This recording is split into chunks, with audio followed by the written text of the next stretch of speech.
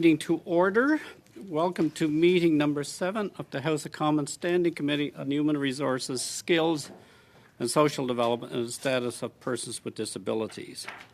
Today's meeting is taking place in a hybrid format pursuant to the House Order of November 25th, 2021. Members are attending in person in the room and remotely using the Zoom application. The proceedings will be made available via the House of Commons website, so you are aware the webcast will always show the person speaking rather than the entirety of the committee.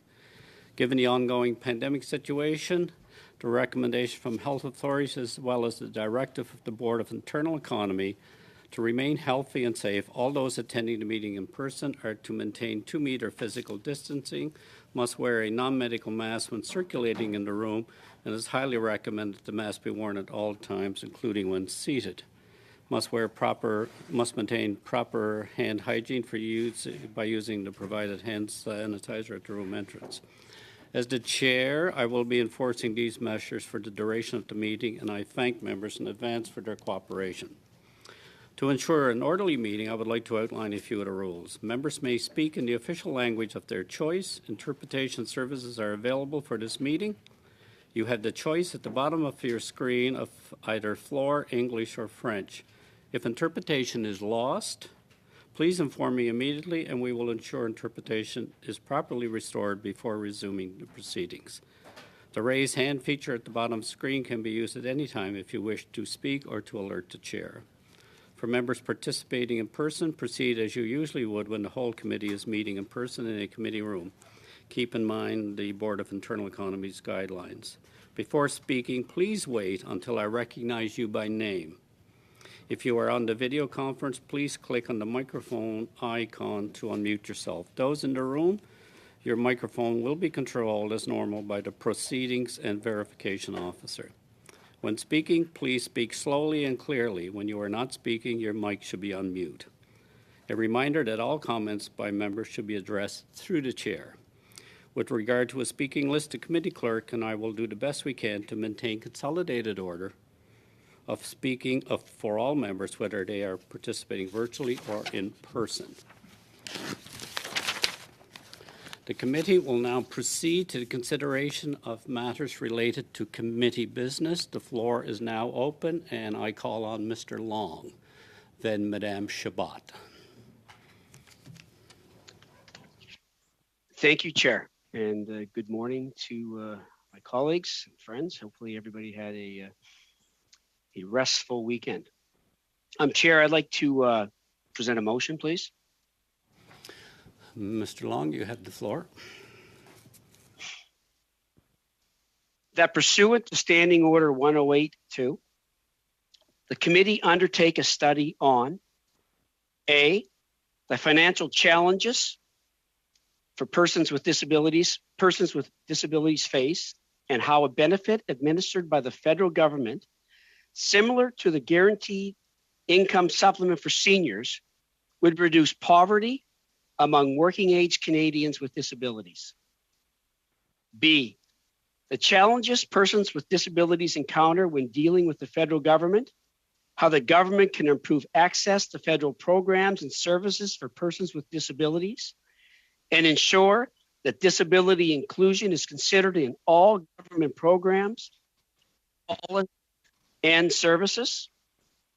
C, barriers to employment. Monsieur le Président, appel au règlement, s'il vous plaît. Mr. Chair. Point of order. Yes, Mrs. Chabot. Yes, Mr. Chair. I have a point of order because this motion that I presented last Thursday at the end of our meeting, we adjourned by saying that we would undertake work on that motion when we started our next meeting, so I don't really understand how this can be presented. So I'm challenging the fact that we can. I think that we should go to the study of my motion and the discussion on my motion, and then Mr. MP Long can present the motion. But this is really point of order. We had agreed that we would continue the debate on the motion that I presented. That's still under study. Chair, if I might, I think the last meeting was adjourned, not suspended. And I believe that MP Shabat would have to move that motion again, if I stand correctly. The meeting was adjourned, Yes. not suspended. Thank you. Thank you, Madame Shabat. And Mr. Long is correct. I was waiting Je conteste. Well, I would like to challenge this. I challenge this decision because, yes, the session was adjourned. That's correct. The meeting was adjourned, but there was a motion on being looked at the end of the meeting, and you had said that we would take up debate where we left off. Thank you, Madame Shabat. The adjournment adjourned all debate that was currently before the floor, but you have the option of returning to it when I call on you after Mr. Long. Mr. Ruff? Yeah, just on the same point of order there, Chair, is just I agree with Madame Shabat. I'm not disagreeing with Mr. Long's interjection that procedurally it is quite legitimate what you've done. It's just that when we agreed here as a committee to adjourn last, I think it was Thursday or Friday, whatever day it was under the understanding we were going to come back and the first order of business was going to be Madame Shabat's business. Thank you, Mr. Ruff. Just a moment.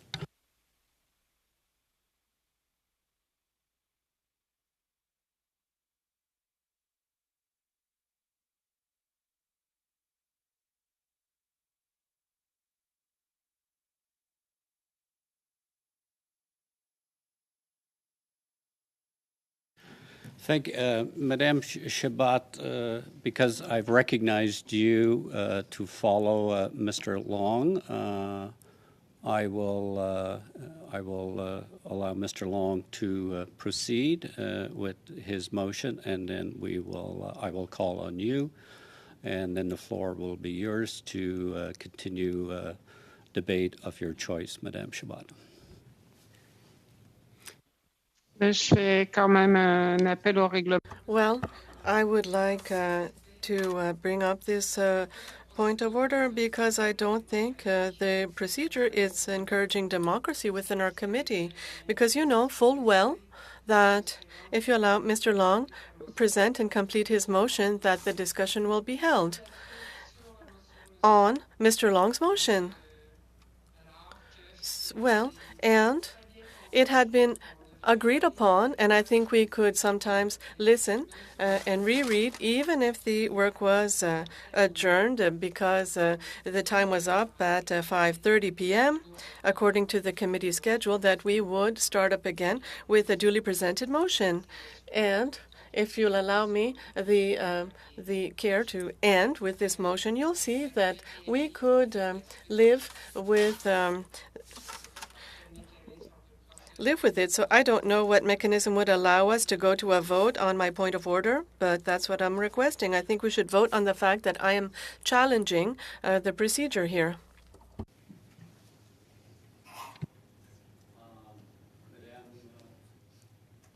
We're in discussion on Mr. Long's motion, which has already been moved to the floor, and he was recognized. Madame Zaraya? I have a point of order. Would it be possible to ask for consent from the members in order to finalize the debate that was begun by Mrs. Chabot during the last meeting, so that I believe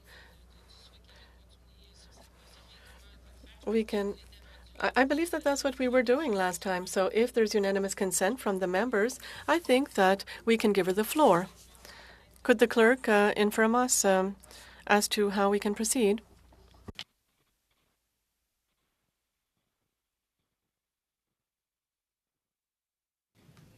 The committee chooses its own destiny, so Madame Chabot has challenged the direction, so I'm in the hands of the committee. Does the committee, I'll call for a vote on Madame Chabot's motion, which would, and you've heard the motion. Madam Clerk, so just so that everybody's clear on the direction we're going here, would you advise the committee? Question is, shall the decision of the chair be sustained? Mr. Long, Yes. Mr. Coteau, Mr. Collins, Mr. Collins. Yes. Mr. Van Bynen, Yes. Madame Martinez Ferrada, Yes. Ms. Kuzi, Opposed. Mr. Generou, Opposed. Mr. Benson, Opposed. Mr. Ruff, Oppose. Madame Chabot, Contre. Against? Opposed. That's 5 yeas, 6 nays.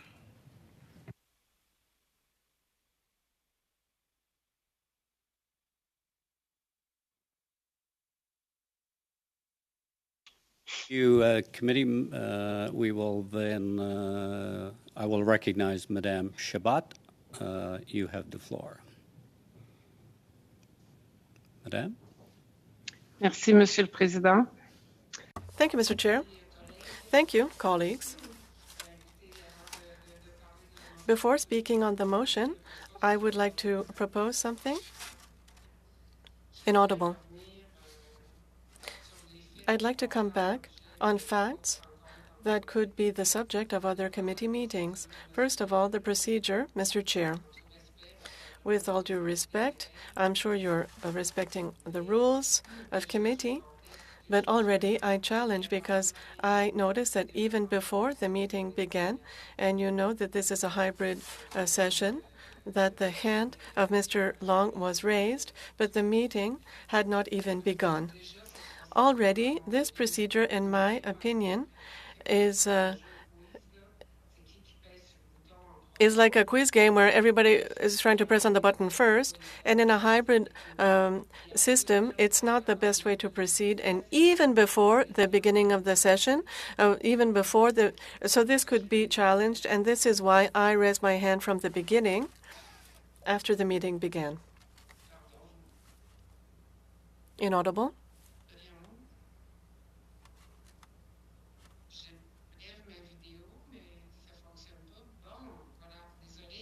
Sorry about that. I didn't notice that I had shut off my screen. So already, this is questionable. At what point can we raise our hands? This should be when the meeting has begun. And it's a real sprint to see who's going to raise the hand virtually first. So this is the first thing. And I'll go directly to my motion. And thank you. You know that I presented a motion on studying the efficiency of the LMIA process and the Temporary Foreign Worker Program. Mr. Long reminded us the good news that the committee had done a broad study on this in 2016. So I don't know if you did this, but I went back and read this study. After reading the study, I could tell you that there are considerations that would make it so that I could keep my motion, because we see that there are many recommendations. Inaudible? There were two dissident opinions. So, Mr. Chair, to study this program with all the work that we have to do as a committee, I would be prepared, if I have the consent, unanimous consent, of the members of the committee to withdraw my motion. Not because it's not important to study this, the process for LMIA and the Temporary Foreign Worker Program is important, but we have already passed some motions, and we will hear some ministers speak. We have to complete a study on seniors. Also, the labor shortage. There seems to be a consensus. I know that there will be a subcommittee to deal with the priorities. There seems to be a consensus on this. We added an important issue on housing as well, on affordable community housing. And to have a broad study on the temporary foreign worker program is perhaps not the time. So I'm prepared to withdraw my motion, and I would ask for unanimous consent to withdraw it. The committee has heard the position of Madame Chabot. Do you want to move to considering her request, or is there further debate? Mr. Long, your hand's up. Is that to return? And Madame Chabot, your hand is up as well. I do not hear any for discussion. Then I will ask for. Is there consensus on Madame Chabot's request to withdraw? Give me an indication. Thumbs up. Okay, Madame Chabot. Then. Yes, the committee has agreed has consented to your request. Just on the point that was made, so clarify to the committee in future meetings when I hit the gavel that the meeting is called to order. I will be looking then for if there's hands up on the screen or in the room prior to me hitting the gavel. I will discount those. I'll wait till we hit the gavel and call the meeting to order for recognizing recognize the speaking order. So at this time, thank you, committee. Mr. Long. Thank you, Chair. Thanks to MP Chabot for going back and pulling that report on temporary foreign workers that we did previously and withdrawing our motion. Also, just for the record, when I get on, I've done it in the past. I know Madame Chabot MP Chabot has done it also, to click your hand up first. I think I'm not certainly the only one who's put their hand up before the gavel dropped. I could certainly reference many, many times. But anyway, moving on, I would like it to introduce this motion. I assume I need to reread it, Chair? Correct, Mr. Long. Okay.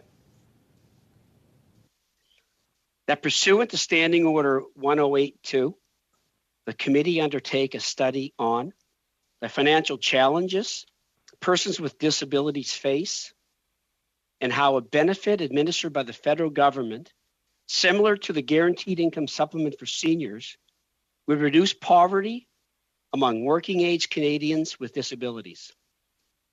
B, the challenges persons with disabilities encounter when dealing with the federal government, how the government can improve access to federal programs and services for persons with disabilities, and ensure that disability inclusion is considered in all government programs, policies, and services. C, barriers to employment faced by persons with disabilities and measures the federal government can undertake to implement a robust employment strategy. And D, steps the government of Canada can undertake to improve the social and economic inclusion of Canadians with disabilities. That the committee hold a minimum of 8 meetings on the issue and report its findings and recommendations to the House, and that pursuant to Standing Order 109, the committee requests that the government table a comprehensive response to the report.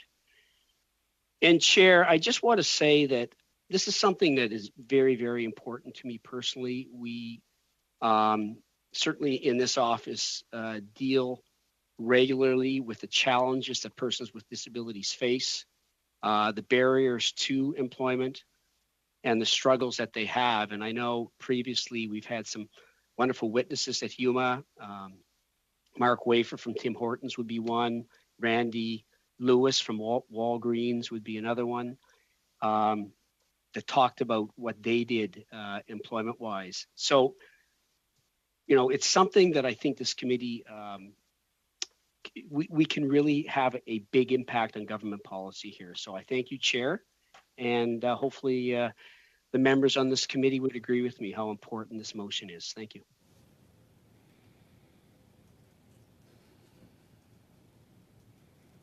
Madame Chabot, you have the floor. Merci, Monsieur. Thank you, Mr. Chair. On the issue of challenges, the financial challenges persons with disabilities face on many different in many different ways. I believe at the heart of the issue, I believe that we will agree on the content, but I have two things to bring. One, if it's possible to have this in writing, it's quite a long motion, and so very long motion, and I'd like to have a written copy. And secondly, I'm trying to see how this motion ties in with the fact that we know that the minister right now is working on an action plan on the issue of persons with disabilities. And we will hear this during the testimony, as well as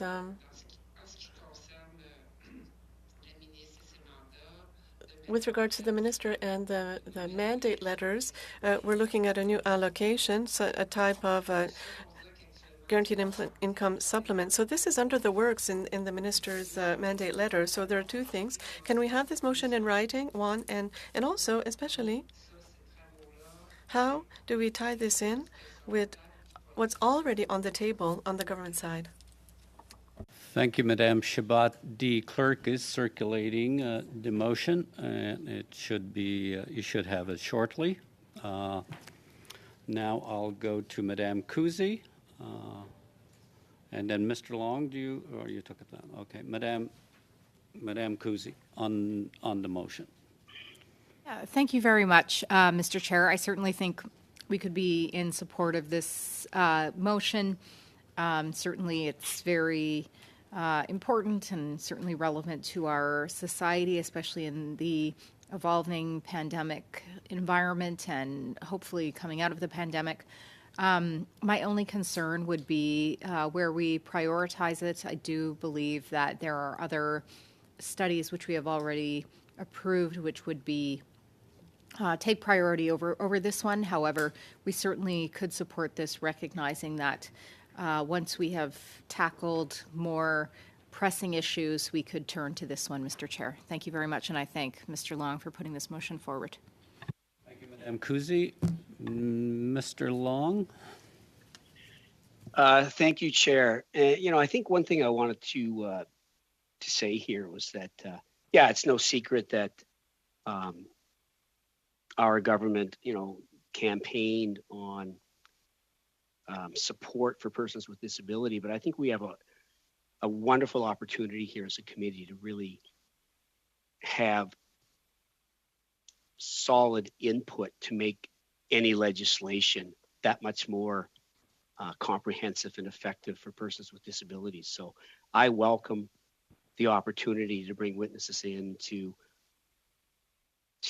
talk to people with that lived experience to really strengthen any legislation that we move forward with. Thank you, Chair. Thank you, Mr. Long. Madame Cirillo, you requested the floor. Thank you, and I just want to say that I'm fully supportive of this, and actually really happy to see it's a lot more expansive than the motion that I put to the floor. So I really appreciate this. One thing I did want to ask for specifically, though, I'm looking at the corporate strategy document for CMHC for housing for 2020 to 2025, and the aspirational statement says by 2030, everyone in Canada has a home that they can afford and that meets their needs. And then under the focus, it says to understand needs of Canadians who are vulnerable, and outcomes are people who are vulnerable have reliable access to secure and affordable housing. So I would just ask the mover if they would be open to an amendment to just call out the fact that we need to start tracking accessible housing for persons with disabilities. I had an order paper request recently around tracking tracking accessible housing in Canada, and unfortunately, we don't do a thorough job of that. And in fact, there's many gaps in understanding how many units of accessible housing are available to Canadians and what's potentially being decommissioned in the gentrification of many of our neighborhoods. So yeah, I just request if we could, if the mover would be open to calling out, at least tracking accessible housing. Thank you. Yes. Yeah, most definitely. I think that a friendly amendment here, we would certainly look at that. And I would agree with MP Zarrillo that that is absolutely something that's needed. And I'd certainly be open to an amendment on that, yes. Just before I go to Mr. Ruff, so Madame Zarrillo, are you going to make an amendment? I would like to. I just need to pop open the email that has the motion in it, and I'll read it, and then I would also welcome anyone else's comments on adding how they think that could Well, be we're going added. to Mr. Ruff. Mr. Ruff, on the motion. Yes, Chair. So look, yeah, I got no real issue with the motion and moving ahead. We'll figure out where it fits in the priorities. I know something that we won't get to it before the next budget, but I just want to acknowledge that for the Liberal MPs on the committee and for everybody that for those that face disabilities, the importance of the support needed through the different programs, things like the Ready, Willing, and Able labor force inclusion program, seeing that, the aspects that's moving forward, and I'm hoping that everybody can take discussions with that as pre-budget consultation goes along, because I think that's an important program to be discussed on how that moves forward as well. Thank you. Thank you, Mr. Ruff. Mr. Van Bynen, on the motion. Thank you, Mr. Chair. One of the areas with respect to the motion, I'm wondering if the scope will be able to capture the relationship between federal and provincial support programs. I know that in some provinces, if the federal deduction creates more revenues for the disabilities, the people who have disability, then the provincial programs reduce that amount. Is that considered to be part of the scope of this discussion?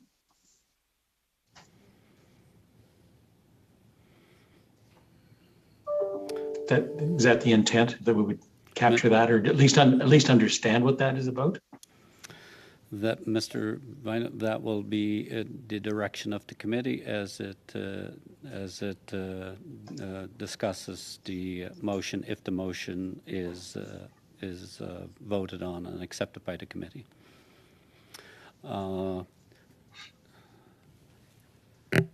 Has all committee members received the main motion?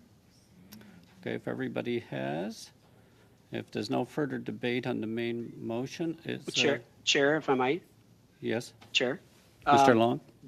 I just believe, correct me if I'm wrong, but MP Zarrillo needed a few minutes to digest. So I would suggest maybe we just take a 3-minute break here, maybe, just to let her come up with an amendment she wants to table. What's the wish of the committee? Is everybody in agreement? We suspend for 3 minutes? Just a couple minutes, yeah, whatever. Okay. The committee is suspend for 3 minutes. Thank you, Mr. Long. Thank you, Chair. Thank you. Yeah.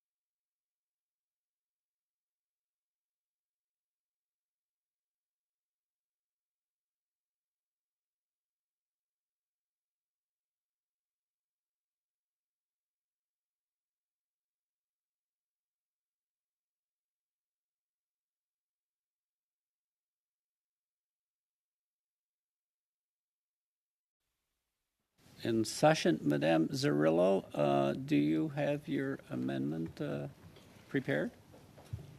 I do, and I just want to thank members of the support team here today and for the collaborative effort for the committee.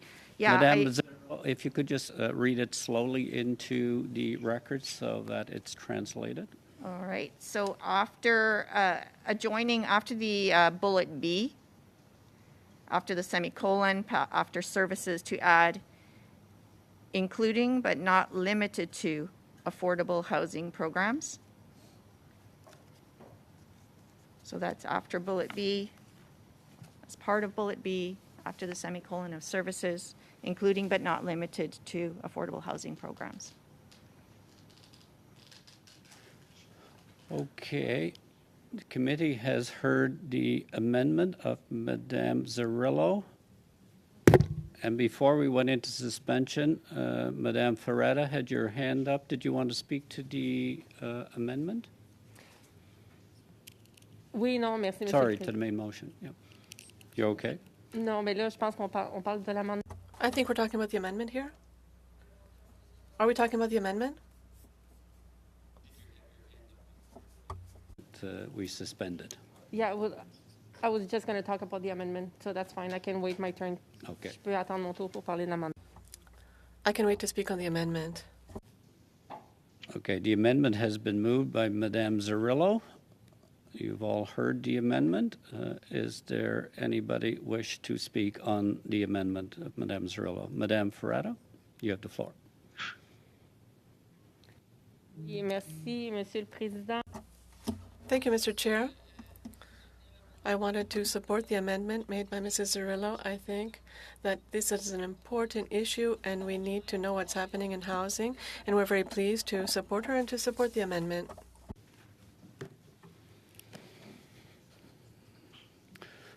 The amendment has been moved. I see no further debate. I will now call for a vote on the amendment of Madame Zerillo.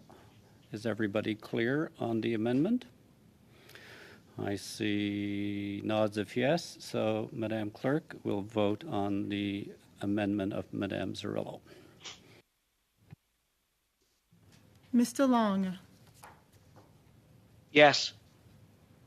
Mr. Coteau, In favor? Mr. Collins, Support? Mr. Van Bynen, In favor. Madame Martinez Ferrada, En faveur. Ms. Kuzi, In favor. Mr. Generou, In favor.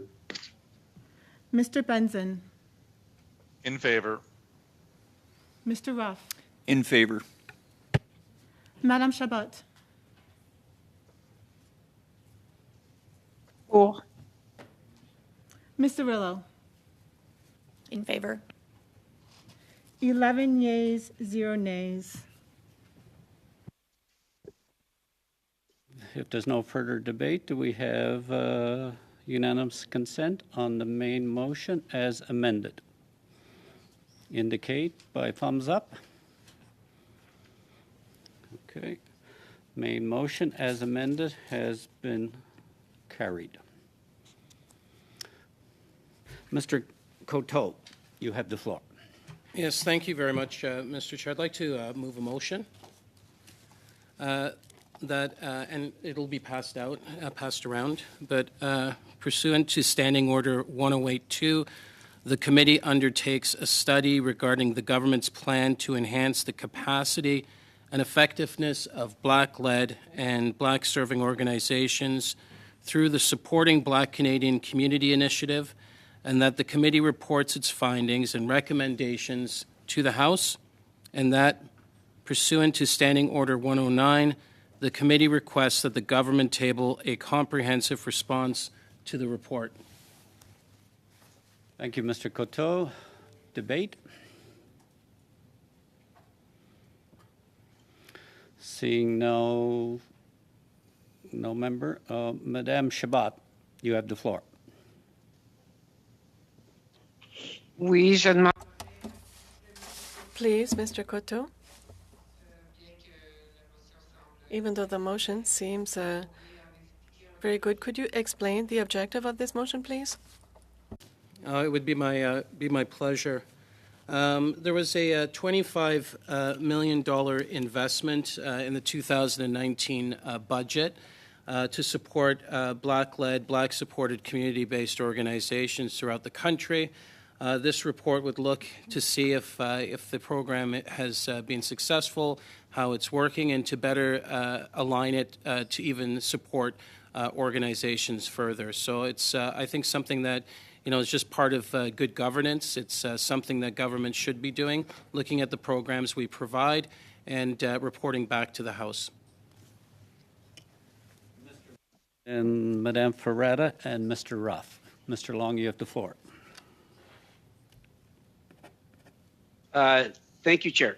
I just want to say certainly I support this motion. I think it's very, very relevant. I know certainly in my riding of St. John Rosse, I work with great organizations like Prude, Ralph Thomas at the Black History Museum, the Black Lives Matter, New Brunswick organization that are doing great work, but they certainly can use more support and more focus and more focused programs from the federal government. So I think this is a wonderful motion and I wholeheartedly support it. Thank you, Chair. Thank you, Mr. Long. Madame Ferretta, you have the floor. Oui, merci, Monsieur le Président. Thank you, Mr. Chair. Not only are we during Black History Month right now, but also this is a reality that racialized community and the Black community have special challenges, whether it be community organization-wise or to find funding to build their businesses for Black business owners. I have some in my riding, and there is a large Black-led community that experiences challenges every day. And I think that this motion is a very good one. We have to understand how we can do better because this is an important community throughout the country. I think that we have to support this community, and I think it's a well-timed motion. Thank you. Madame Ferretta, Mr. Ruff, you have the floor, followed by Mr. Bynum. Yeah, thanks, Chair. Look, intuitively, I have no issues with the motion. I guess just because my own daughter's of she's of mixed ethnicity, and so look, I just believe we treat everybody equally. I guess my question back to more the mover, to Mr. Coteau, is that he says the purpose behind this is for to address whether the program that was just introduced a couple of years ago and the funding, whether or not it's working yet, and it's good due diligence.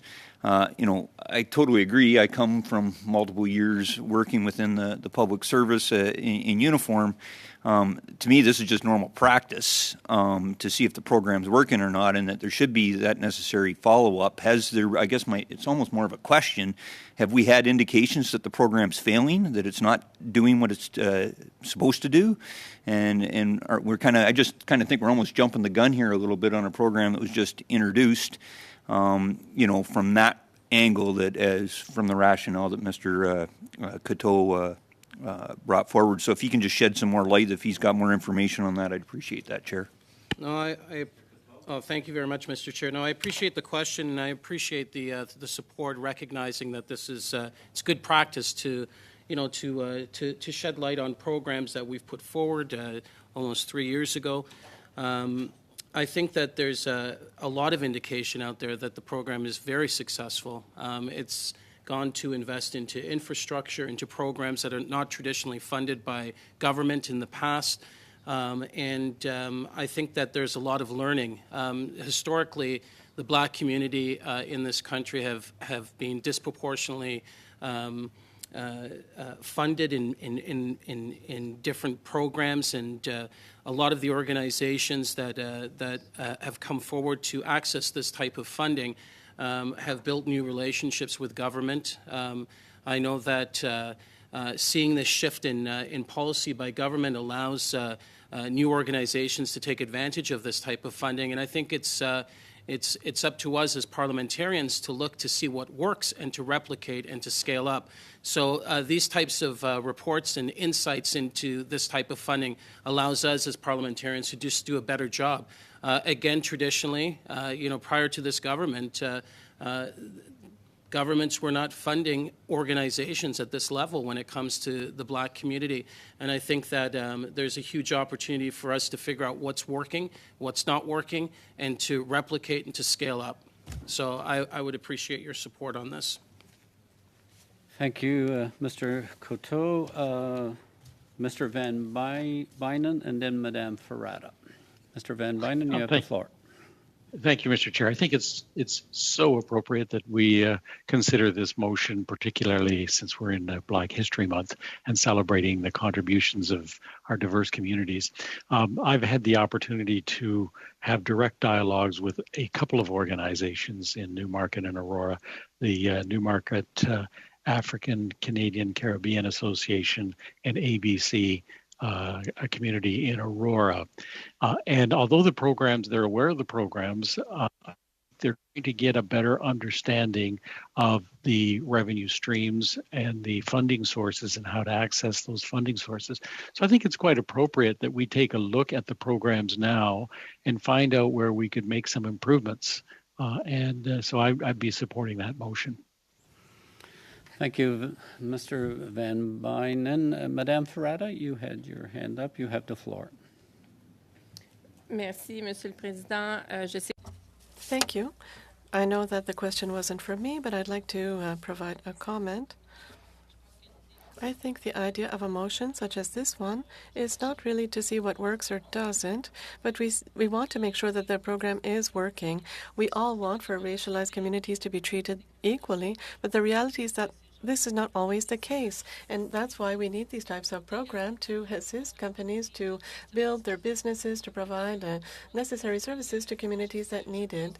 And so I think, well, I hope that this committee will be able to look at this program and to observe that the program is working well, but we might have to grow the program. There are needs in other communities as well. So I do agree with Mr. Ruff. We want everyone to be treated equally and fairly, but unfortunately, that's not always the case. Thank you, Madame Ferrata. Any further debate on the motion of Mr. Coteau? Hearing no raised hands, Madame Clerk, we'll move to vote on the motion of Mr. Coteau. All members of the committee clear on what we're voting on. Before we begin, Mr. Ruff? Sorry, I'll just double check here. I just hadn't seen it in writing yet. Did it get disseminated? Yeah. Yes. All right, super. I'll just take, no, I'm good then. Okay. Madame Clerk, to the vote. Mr. Long? Support? Mr. Coteau? In favor? Mr. Collins? Support? Mr. Van Bynen? Support? Madame Martinez Ferrata? En faveur. Ms. Kuzi? In favor. Mr. Generou? In favor. Mr. Benson? In favor. Mr. Ruff? In favor. Madame Chabot? Pour. Mr. Rillo? In favor. 11 yeas, 0 nays. Great. Madame Zarillo, you have the floor. Then Madame Ferrata. Madame Zarillo? Thank you, Mr. Chair. I have a motion to move to the floor, please. That pursuant to Standing Order 1082, the committee invite the Minister of Housing and Diversity and Inclusion and the Minister of Indigenous Services to update on progress on the strategy for the Indigenous housing as the government committed to in 2017, that the committee invite each of the ministers for 1 hour and official of both departments for 1 hour. The committee has heard the motion. Any discussion on the motion. Madame Ferrara, you have the floor.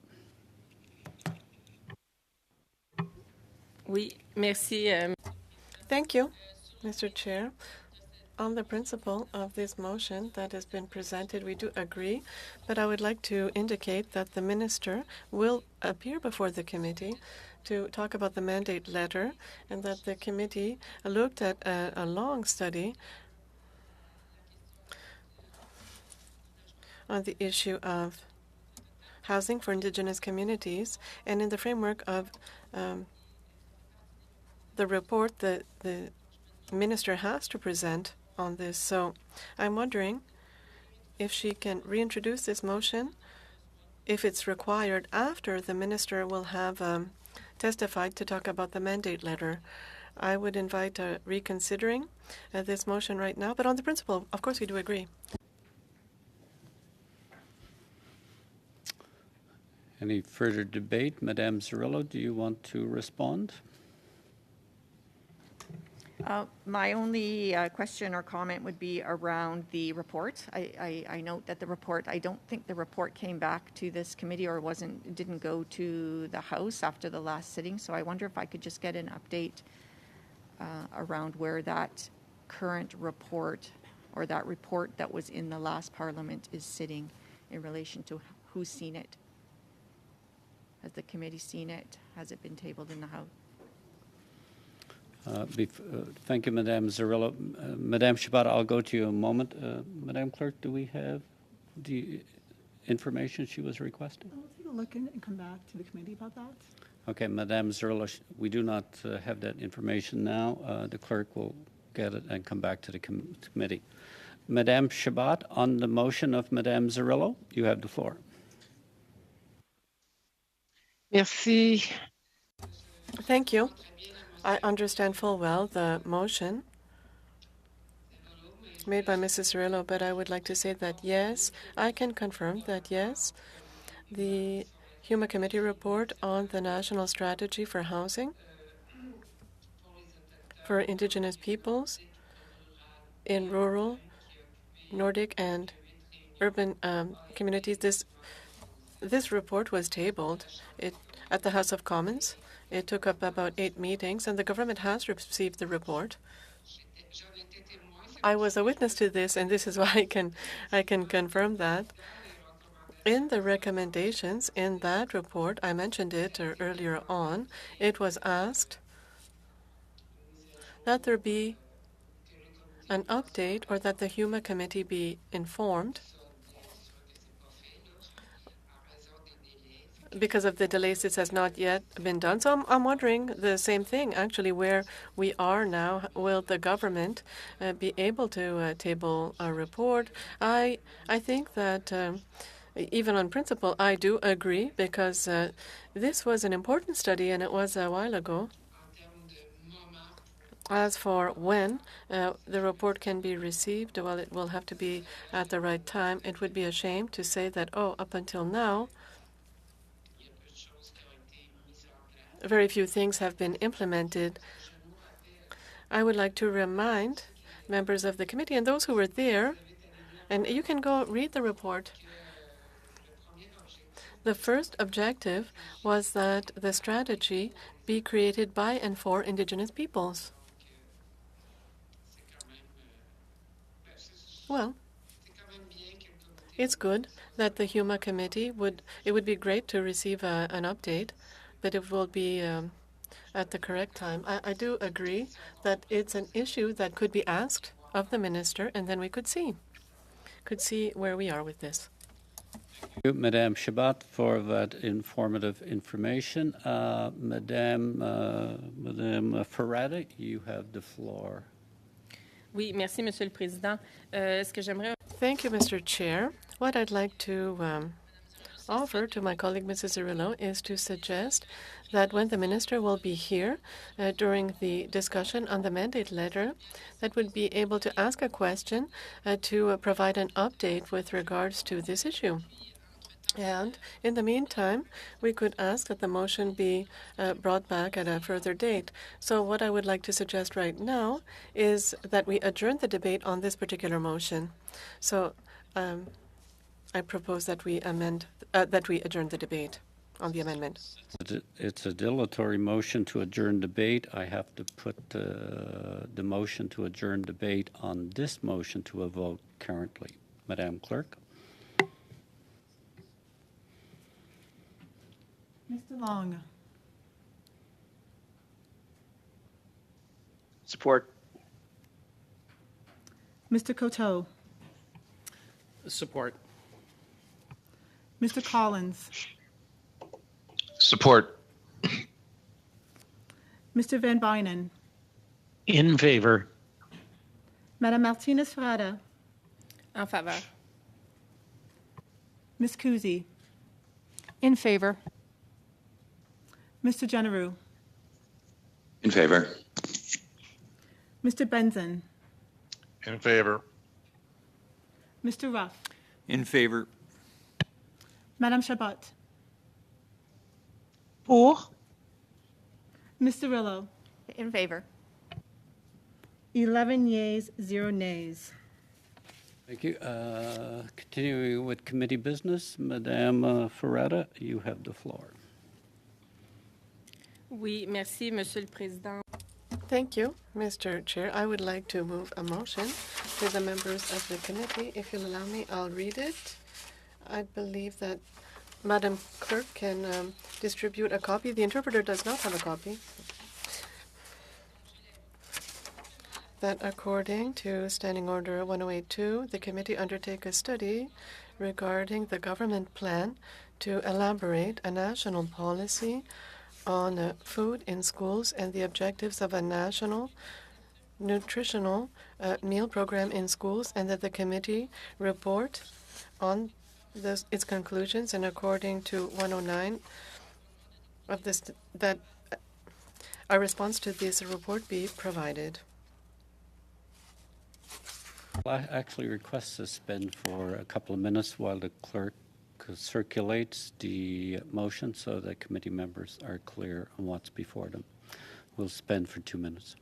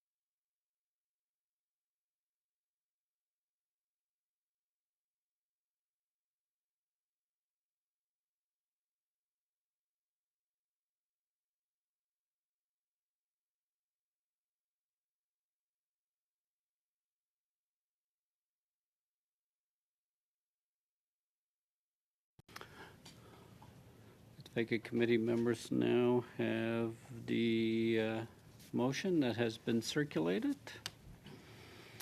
Indicate by a nod that everybody has it. Okay. Madame Chabot, do you have your hand up to speak to it, or just indicating that you have the motion? You wish to J'ai un speak? commentaire sur la motion, Monsieur le Président. I do have a comment on the motion, Mr. Chair.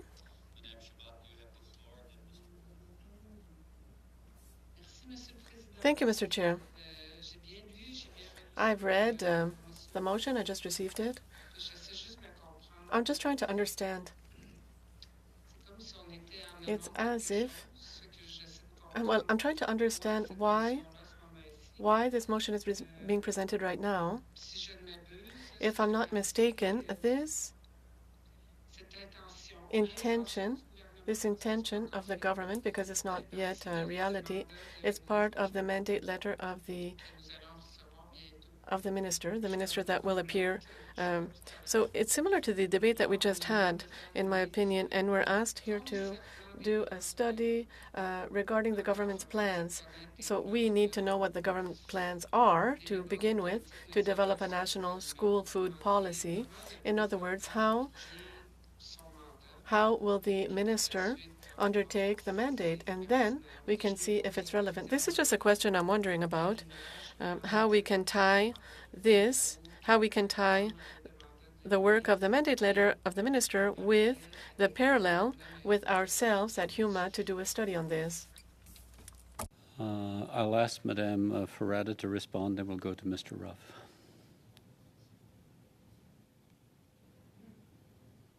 Merci, Monsieur le Président. Merci de la question.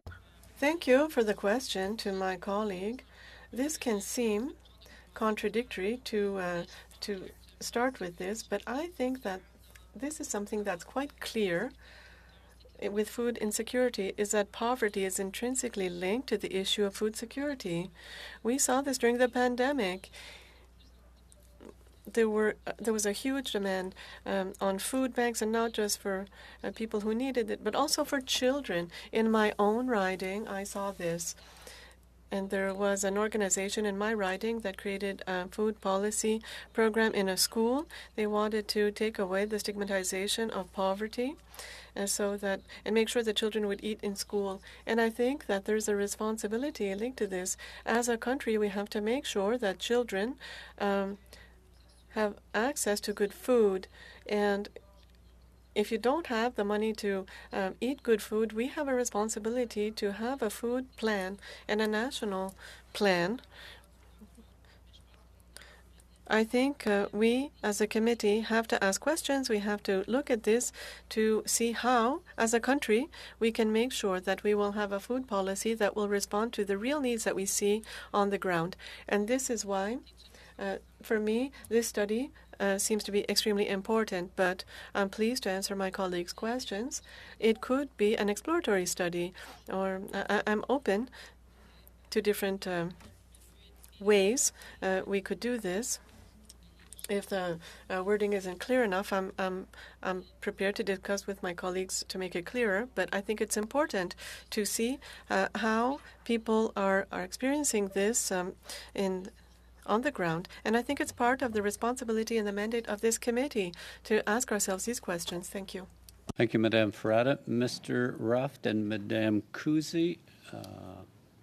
Thanks, Chair. Look, I just want to sort of agree with Madame Chabot. I think we're jumping the gun here a little bit on this one. The government's committed to coming up with a plan. Let them come up with a plan as well. I just think knowing that, times, I don't know how efficient we are compared to other committees or not, but we got a little under an hour left here. We've introduced a pile of motions and a pile of studies.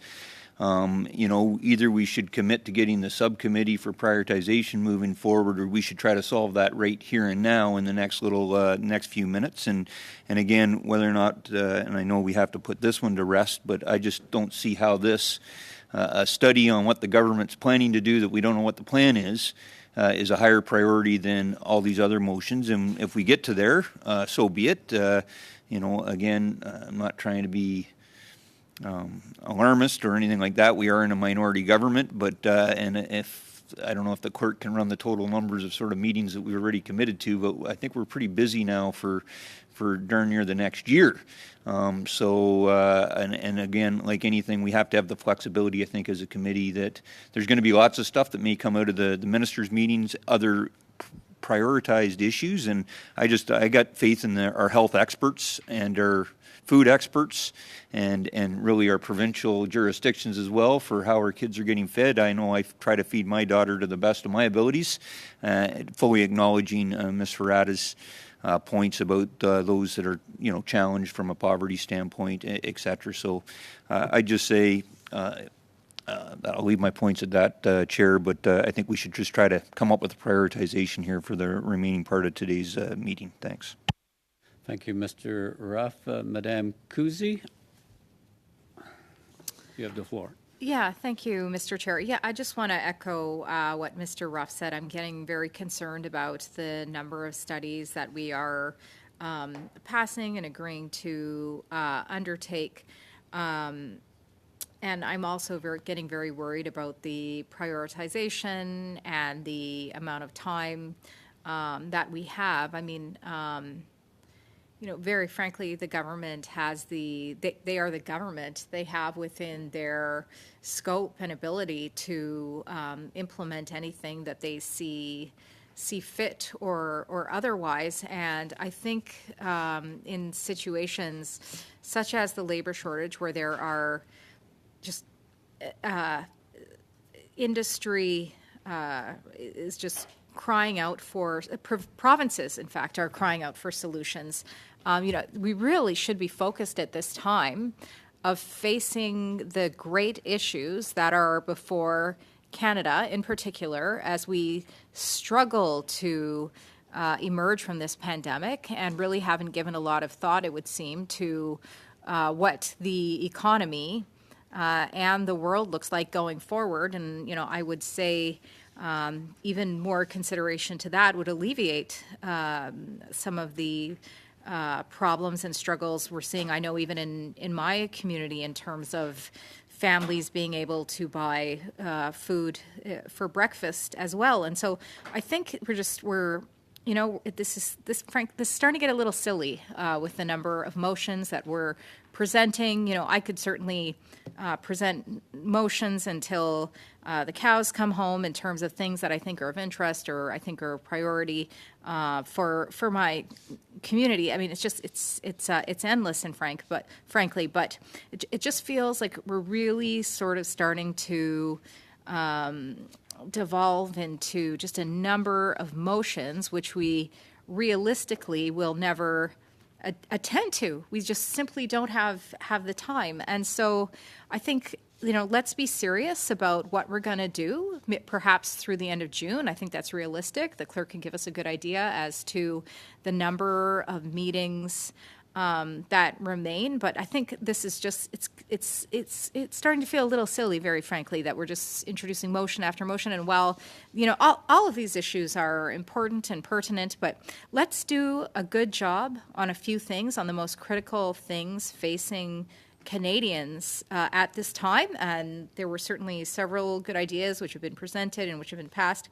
But it's just starting to get overwhelming in terms of our commitments to this committee and to Canadians. Let's prioritize and let's get to work on the most important issues facing Canadians coming out of the pandemic at this time. Thank you very much, Mr. Chair. Thank you, Madame Kuzi. Mr. Van Bynen on the motion. Thank you, Mr. Chair. I support the motion.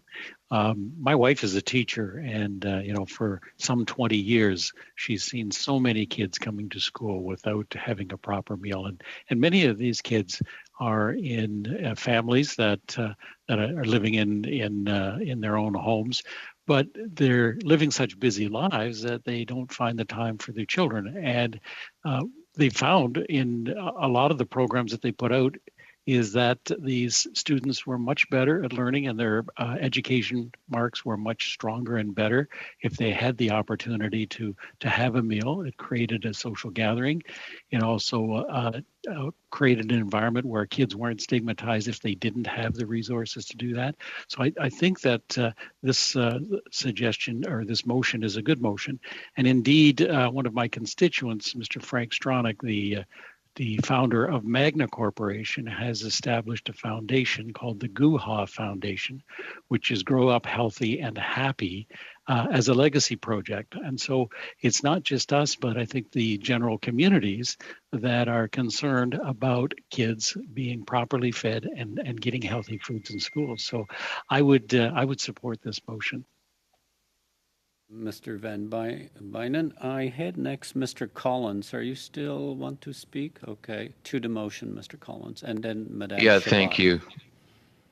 Thanks, Mr. Chair. And along the same lines as Mr. Van Bynen, certainly supportive of what's in front of us here. And here locally, just as a city councillor, I had the honor and the privilege of working with local residents to open a food bank here. And so I know very well, leading up to the food bank's opening and having participated in food drives, that food insecurity is a huge issue, not just in my riding and here in Hamilton, but across the country in many communities. And we know that same situation exists in local schools, elementary schools and high schools. And here in Hamilton, East Stony Creek, we have Food for Kids, and they provide services in our municipality to over 70 schools in terms of providing food security for children who go to school hungry.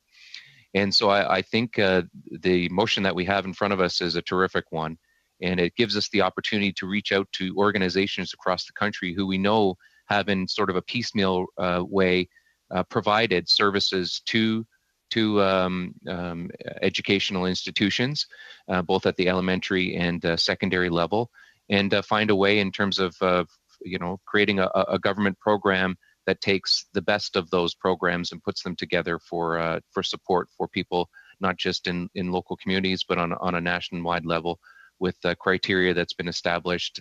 Again, taking from those organizations who are doing it very well today, much like Food for Kids here in Hamilton East Stony Creek. So I'm very supportive of what's in front of us. I understand that we do have a full plate, but I think we're going to reach a point later this year where we're going to have to adopt additional motions, and I think there's no the one that we have in front of us has merit, and I think there's no reason why we shouldn't be looking at filling our agenda for the remainder of the year to ensure that we continue to do good business on behalf of the people that we represent. Thank you. Thank you, Mr. Collins. Next is Madame Chabot, followed by Madame Zerillo, and then Mr. Coteau. So, Madame Chabot, you have the floor on the motion. Oui, merci beaucoup. Yes, thank you. When we talk about nutritious meals and what's happening, children in our schools, food banks, we could all speak of the deployment that each of our respective provinces is undergoing to respond to an issue. We're not denying this issue at all. We can all provide many examples, and we can agree on the fact that this is a priority and that it is part of health. Nutrition is part of health. I know something about this, but all of this being said, if we look at the wording of the motion, I think that we have to be concrete. It's part of the Liberal government's objectives. The motion is coming from the same party, from the government side. This is part of the mandate of the minister to implement a national policy on the issue. So I would like to say let's allow the government the opportunity to develop a program and ideas to show us what it intends to do, and then we'll see afterwards if it's a HUMA as a committee, if we can support what will be suggested and what will be implemented. But it won't be up to the HUMA committee to go and do a study on a government plan that we don't even know the content of this government plan yet. So I think, well, I'm not sure how you. It's like you're putting the cart before the horse here. So, and I will ask to adjourn the debate on this issue. I think it would be. I think we have to allow the government the opportunity to show the program. I imagine the government has an idea, and on what the program will be. So I believe that's a logical course of things. So I believe that's the correct wording. I ask that the debate on the motion be adjourned. To adjourn debate on the current motion, it has to go to immediate vote. Madam Clerk, conduct the vote. Mr. Long, Yes. Mr. Coteau, Yes. Mr. Collins, Yes.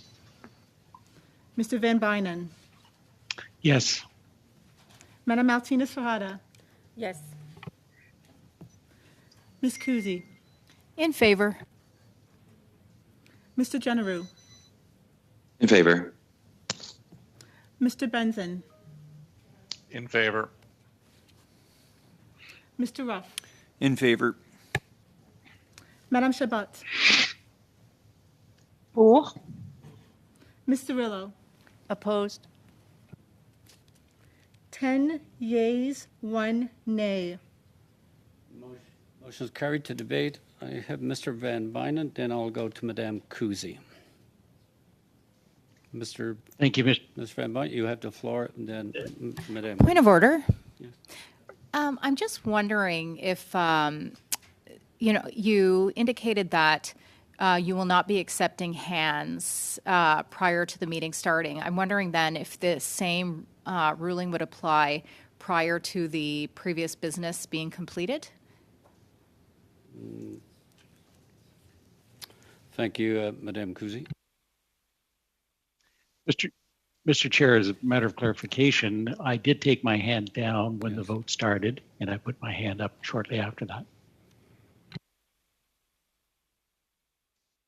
Madame Kuzi, I recognize. Point of order? That's not the same. I could have also raised my hand during the time of the vote. It's when the business is completed. It's either, that's, in my opinion, that it should be the ruling and the precedent and the practice going forward.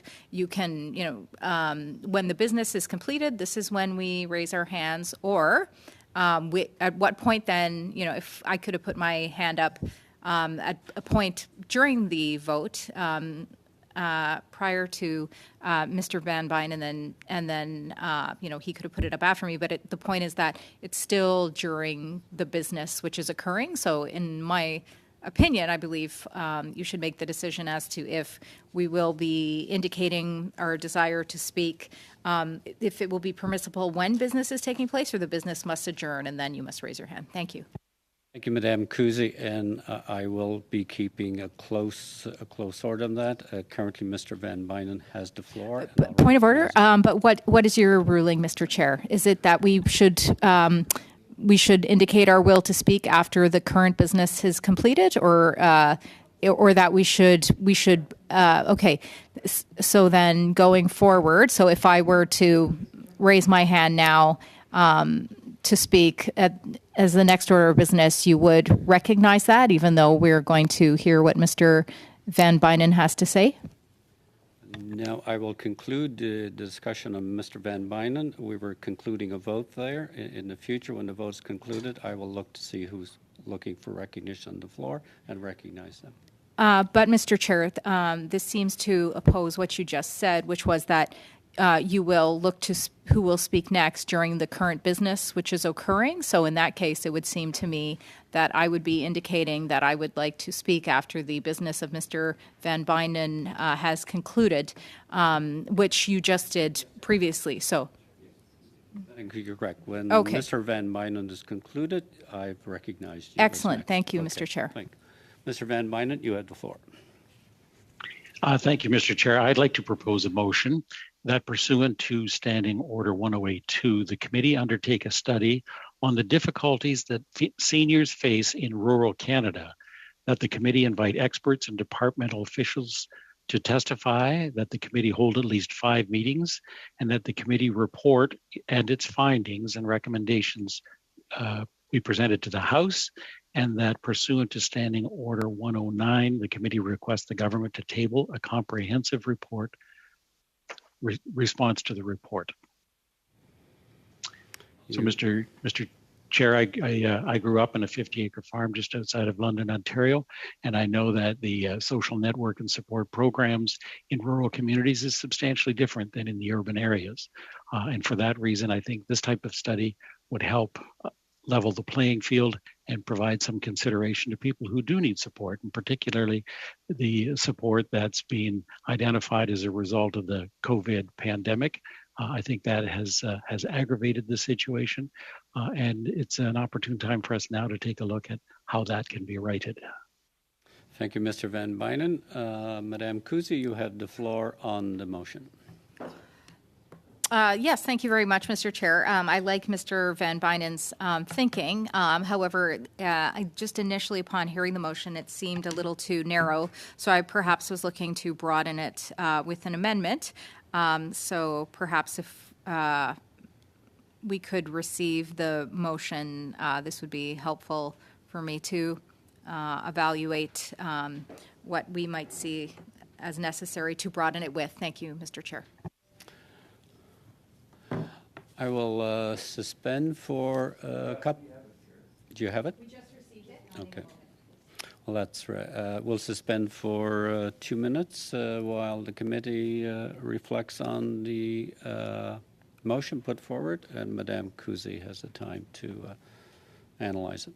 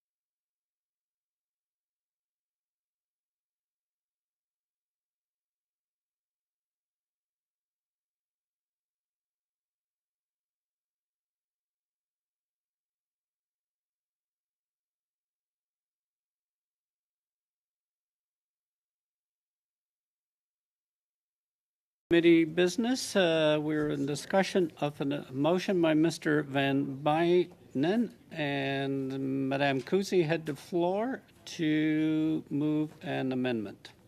Madame Kuzi. Yes, thank you very much, Mr. Chair. Again, I really like the thinking of Mr. Van Bynen, but we thought we could perhaps broaden it with the amendment.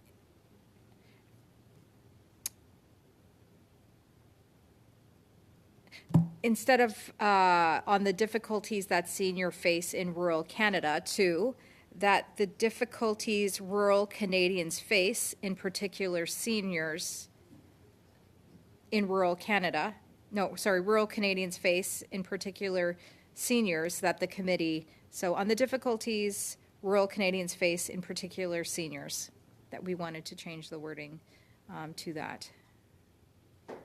I will ask the clerk. Thank you. Madame Kuzi. Just broaden it to Canadians with an emphasis on seniors, but broaden it to rural Canadians. Thank you, Mr. Chair.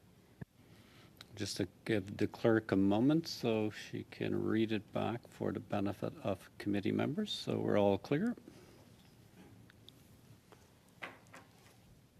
So, Ms. Kuzi, I have here, I'll read the whole thing, that pursuant to Standing Order 1082, the committee undertake a study on the difficulties rural Canadians face, in particular seniors. Would that be correct? Yes, thank you. That the committee invite experts and departmental officials to testify, that the committee hold at least 5 meetings, and that the committee report its findings and recommendations to the House, and that pursuant to Standing Order 109, the committee requests that the government table a comprehensive report to response to the report. Okay, for the benefit before we move of committee members, again, one more time, Madam Clerk, if you could just read it in its entirety, the motion as amended by Madame Kuzi. That pursuant to Standing Order 1082, the committee undertake a study on the difficulties rural Canadians face, in particular seniors. That the committee invite experts and departmental officials to testify, that the committee hold at least 5 meetings, and that the committee report its findings and recommendations to the House, and that pursuant to Standing Order 109, the committee requests that the government table a comprehensive response to the report. Madam Kuzi, does that reflect your amendment? It does. Thank you, Chair. Okay. Madame Ferrata on the amendment.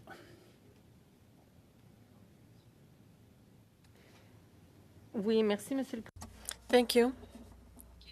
I would have a question from my colleague on her amendment.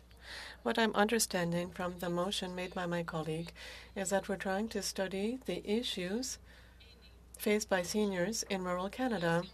So now, if we open this up to the entire population, the issue is no longer seniors.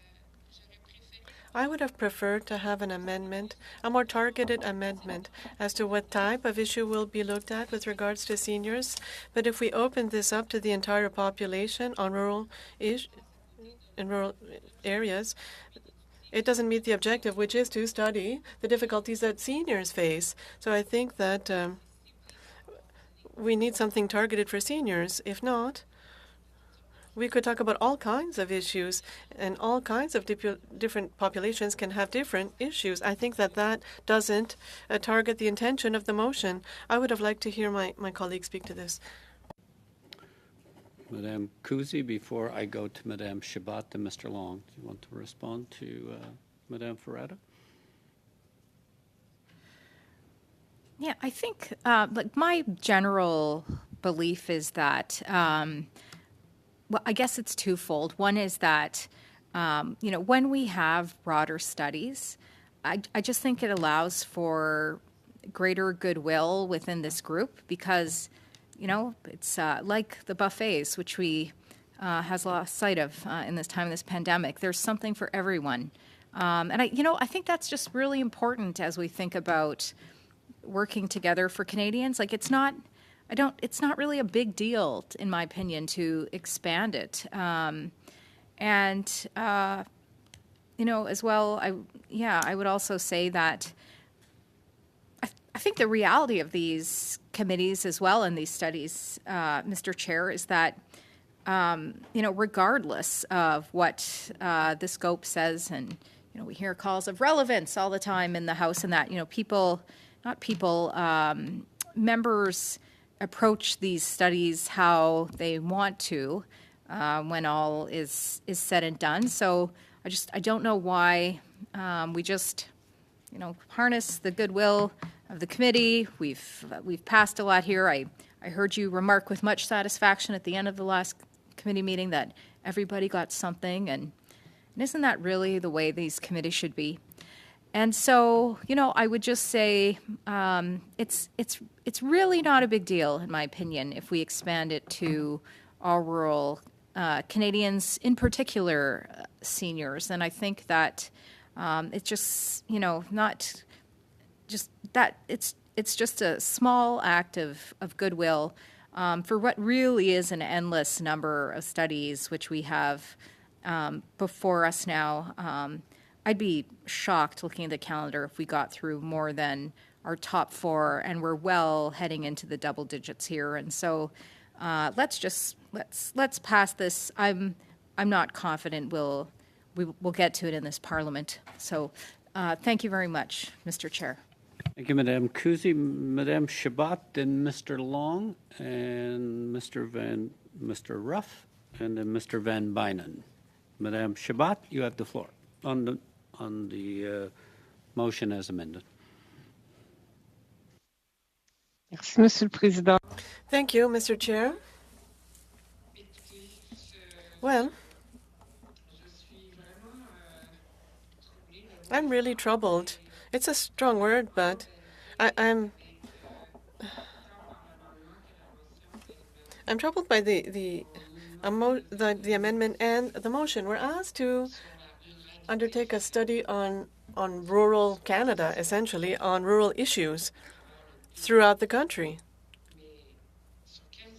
But on what specific issues do we want to undertake a study? On issues that have to do with services or housing? This is very unclear. It's like doing a study on the situation of Canadians, specifically seniors in rural settings. Well, if I take the example of Quebec, we even have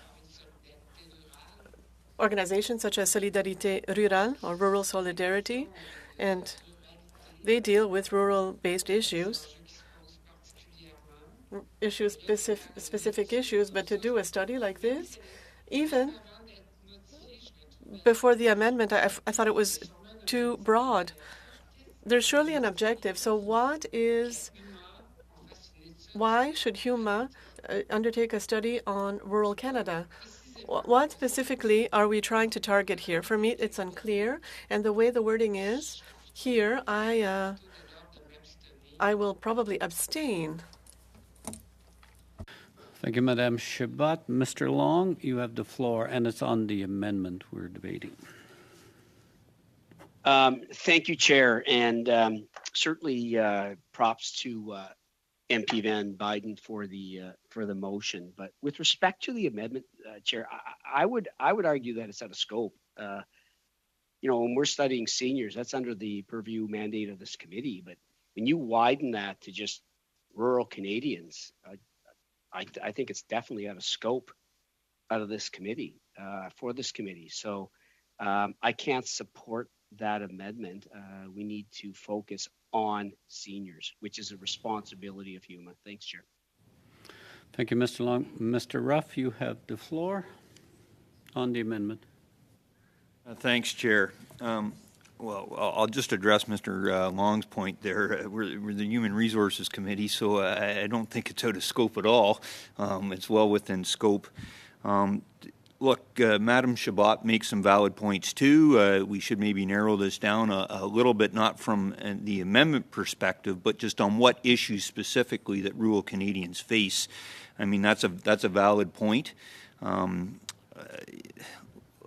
I mean, I've stated this in the House before. I mean, one of the reasons that I got involved with federal politics was because of the ever-increasing rural-urban divide that I really think we do need to figure out how do we get all Canadians working together, and this is a specific issue that I think is worthwhile. I think the amendment takes us to that bigger sort of thing because I don't have the stats in front of me on all of our ridings for all the members here, but I likely would bet money that my riding likely is a significantly older demographic than most of the other ridings around the table. But the issues that apply to seniors do apply to all rural Canadians in a lot of ways. I guess I'd make a proposal without making is that. If Mr. Van Bynum's open to it, why don't we just pause this one and rework it so we can address the concerns of both Madam Chabot, our concerns on our end, and again, get to the issues that we need to resolve here in the next 20-some minutes of prioritizing the rest of the things. So that's just my 2 cents there, Mr. Chair. Thank you, Mr. Ruff. Mr. Van Bynum, and then Mr. Coteau and Madame Zarilla. Thank you, Mr. Chair. I was in agreement with what Mr. Long had to say. My concerns are that things are very, very different in rural Canada for seniors specifically. If we get into a much broader analysis or study, we're going to lose the impact of what I'd like to accomplish, and that is to get a better understanding is in terms of the support infrastructure. Example, in many rural areas or in many urban areas, you'll have senior centers that have not been established in rural areas. The transit infrastructure is not there. There's access to reliable internet services is not there. There's social isolation in rural communities for seniors. And that impact, I think, has been far more dramatic and highlighted during this last pandemic. So my concern is that the seniors group is a very high-risk group that needs a better understanding, needs a good understanding in terms of what we can do to support them because of the nature of their age, number one, but also in the nature of their location and the community structure that they're living in. So I think that we would lose an awful lot if we broaden that to include everything. That would be like an effort to boil the ocean, and that's not going to provide us the kind of information that I'm seeking, and that is very specific towards seniors and the impact of being more isolated and how we can put forward some recommendations that could be considered for the government to deal with those. Thank you, Mr. Van Bynum. Madame Chabot, you still have your hand up, so it stayed. So I'm unless it's new, I'm going to Mr. Coteau. Je l'avais baissé, je l'ai relevé. Yes, I did raise it once again. Mr. Coteau, and then Madame Zarilla, Madame Ferrata, and then we will go to Madame Chabot. Thank you, Mr. Chair. I want to thank MP Van Biden for this motion. I do think it's very timely. It's very specific. The members opposite want to amend it to expand the scope of it. But there's no question, by looking at the original motion, the member has a specific area of focus that he would like this committee to look at, and that's seniors and how they're impacted in rural Ontario and Canada as a whole. It's interesting because about half an hour ago, a member from the opposite side said that student hunger, bringing this forward was silly, and it's time for us to get serious. And we have a short timeline, but at the same time now, what this amendment's doing is opening up a scope that's so wide and not specific. It's doing the exact opposite of what the member argued half an hour ago. If any of the members on this committee want to introduce a motion that is wider in scope, that looks at different issues, they have the opportunity to do this.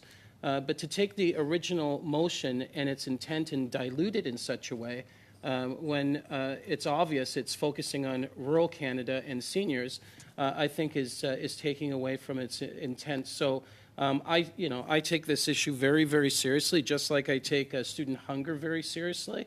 And I think we should focus on the specific scope of what the member's trying to achieve here. Thank you, Mr. Chair.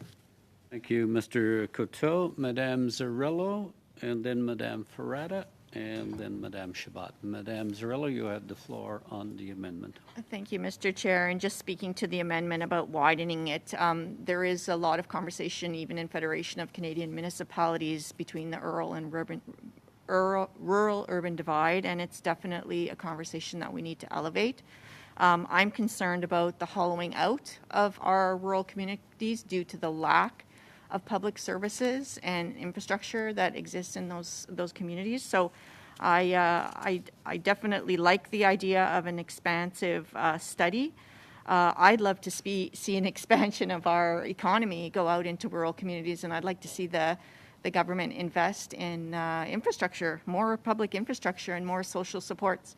I'm thinking about immigrants that refugees that come to this country. In my riding, we had a number of refugees that have come over the years, and they put them into these high-density urban centers because the social services and the support networks are there.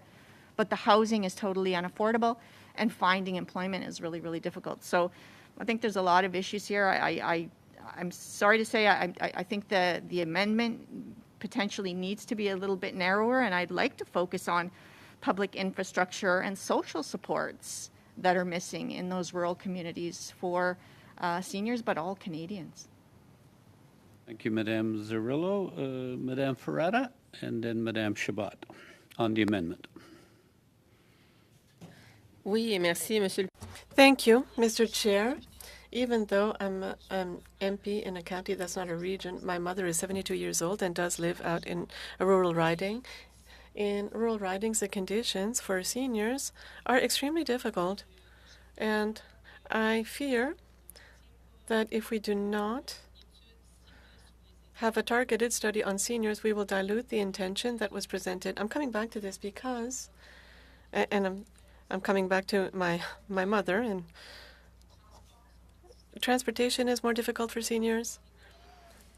Once seniors lose their driver's license, they have no means of transportation in rural areas. It's very difficult to circulate. The issue of activities for seniors in rural areas, this is difficult.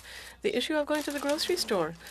Sometimes grocery stores will be 1, 2, 3, 5 kilometers from their house or further.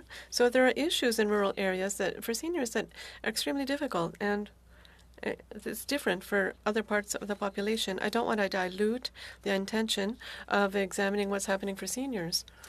And this is why this motion seems like a really important one to me. I would have supported an amendment in this regard, but to dilute the intention, this seems that we're missing the point of an important issue of seniors living in rural Canada. Thank you. Thank you, Madame Ferrata. Madame Shabbat, and then Madame Kuzi.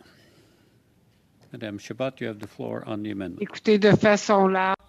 In a broader fashion, for Canadians and for seniors as well, and the situation that has just been described, that in a rural setting, it's more difficult for seniors than in urban settings. It's true for seniors, and it's also true for other categories of citizens. But in every case, what I'm proud of is that we do have to concern ourselves with these people, and I would be concerned if we didn't try to help all groups in our provinces. In my riding, this is an issue. It's an issue when social and social welfare centers are dealing with this. Our municipalities are dealing with this for the Federation. The municipalities are dealing with this. So I don't really see how a federal level study would help any of this. These are issues that are taken into account in each and every one of our ridings. And so I don't really see why we would do a study on rural Canada. I'm not sure that's part of my mandate, but this being said, on the issue of seniors, with problems linked to transportation, that it's very difficult for them. Yes, I agree. I agree, and I'm glad that something is being done in Quebec and that this is part of our concerns. So on this, once again, it's not that we don't agree with the objectives. Of course, we're all concerned by these situations, but let's try to keep in mind the reason why the HUMA committee exists and what the committee mandate is. And I would even say for the ENUR situation, we accepted here to complete the study that we had begun at the HUMA committee. So can we complete the study, table the report, and then see if there are any elements that we can put into perspective afterwards? Can we do a targeted study? If there are some things that are not completed, I don't really remember. Maybe we had a testimony for what happens in rural ridings and for seniors, but according to the recommendations of the report, can we wait? Can we wait and not risk duplicating our work? We're trying to be pragmatic and look at the future. Thank you.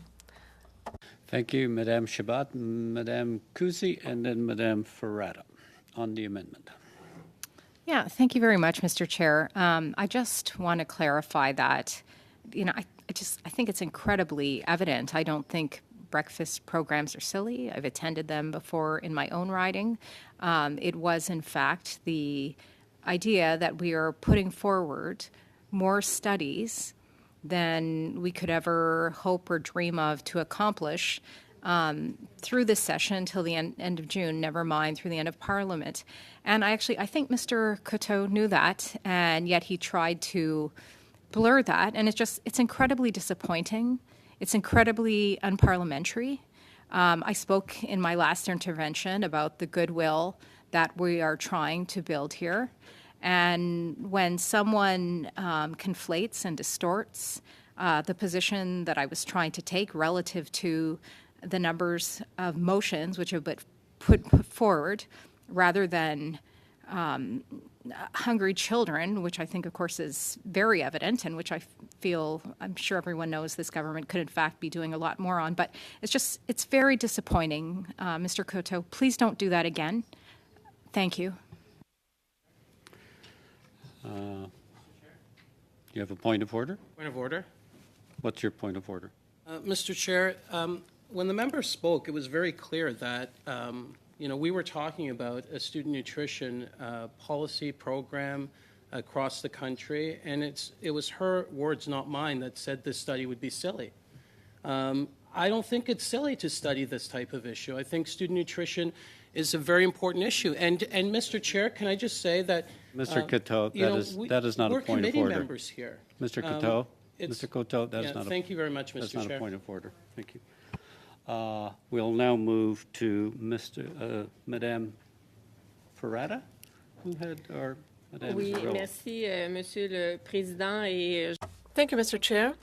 And I think that we all want to continue with the good work of this committee. And I think that this type of exchange will not bring us forward in the collaboration. So I'd like to move that we come back, propose that we come back to the motion with regards to rural Canada and seniors, and I think that we can reach an agreement. This motion seems to be important for most of us, so I'm going to propose that we adjourn the debate on the amended motion, I guess, to begin with, the amendment.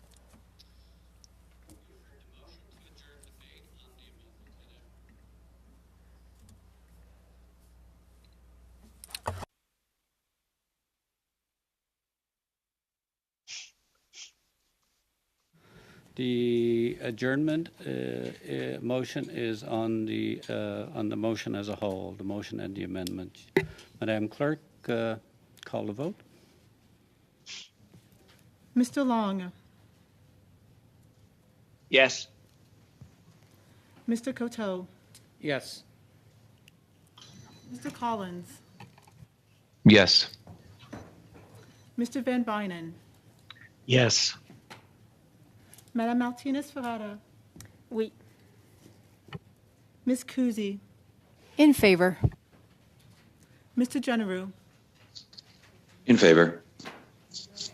Mr. Benson, In favor. Mr. Ruff, In favor. Madame Chabot, Pour. Ms. Cirillo, In favor. 11 yeas, 0 nays. So debate is adjourned on the motion. I just want, in the time that's left, I believe at the last meeting we had, there was, and I want to gauge the committee, there was consensus that the CARE study would be the first one that the committee would move on. So that was the consensus we had, as I recall. If the committee is in agreement, then I'm going to ask the clerk to give us a date. Because we should focus on the witness list that we're going to have and the date. I believe we would be looking at starting that on the March date. But I just, so that we're not, as everybody said, there is ample motions before the committee. It will take us well into the fall. If we go, so the next committee business we will look at prioritizing, but just so we're not losing time. So there's consensus from the committee that we will move with the CARE study. So I'm seeing nods, so we're going on that. Then we will set, it's March the 3rd, and we would look at witnesses by the 18th of this month. So if everybody's clear on that, that allows us then to move quickly after the ministers appear, which was the wish of the committee, that we would move to the CARE study as being our first study. And then at our next committee business, we will look at begin prioritizing the motions currently before the committee. I see Madame Chabot's hand up. Madame Chabot? Oui, Monsieur le Président. Yes, Mr. Chair. Maybe it was an interpretation issue into the French language, because when we say to study the CARE study, we're talking here about the study on the worker shortage, including the... Is this correct? Clerk will give us the exact study, but you are correct, Madame Chabot, on the one we're referencing. I just used it.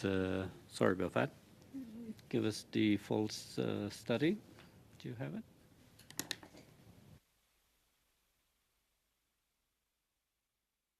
It was on motion from Madame Cirillo, Madame Chabot. That was carried. That's the one that the committee agreed would be the priority. So, okay.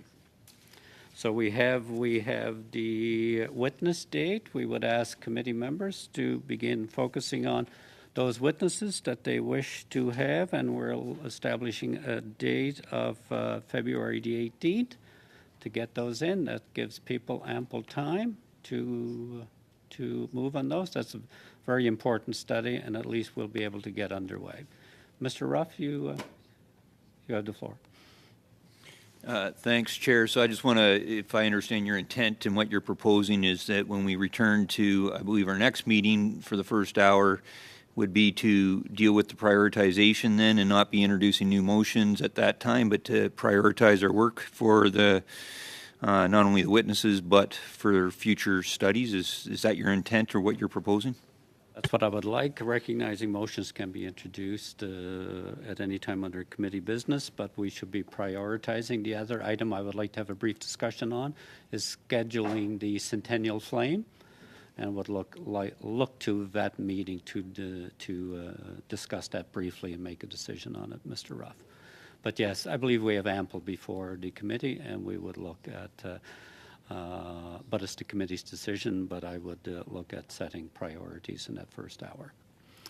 If that's agreeable, I don't see anybody offering anything contrary. That being said, a lot has been done. I will adjourn the meeting at this time. Thank you, committee members. Thank you, Chair. See everybody.